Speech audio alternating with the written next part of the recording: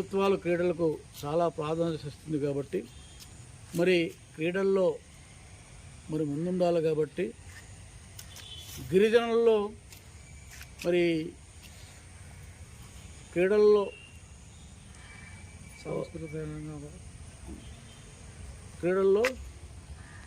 ఏదైనా క్రీడలతో పాటు గిరిజన విద్యార్థుల్లో అంతర్గతంగా దాగి ఉన్న విద్యతో పాటు క్రీడలను కూడా ప్రోత్సహించి మరి తీసుకొస్తే మరి గిరిజన ప్రాంతంలో చాలామంది క్రీడాకారులు తయారవుతారు.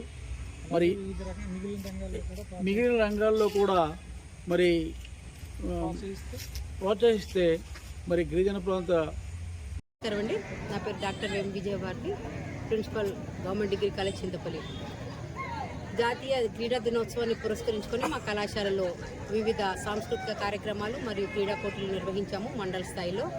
ఆ విజేతలకు ఈరోజు బహుమతి ప్రదానం, అలాగే కొన్ని కల్చరల్ ఈవెంట్స్ కండక్ట్ చేశాము. మా ఎంపీపీ గారు, మండల ప్రజాప్రతినిధులు అందరూ కూడా ఈ కార్యక్రమానికి అటెండ్ అయినారండి.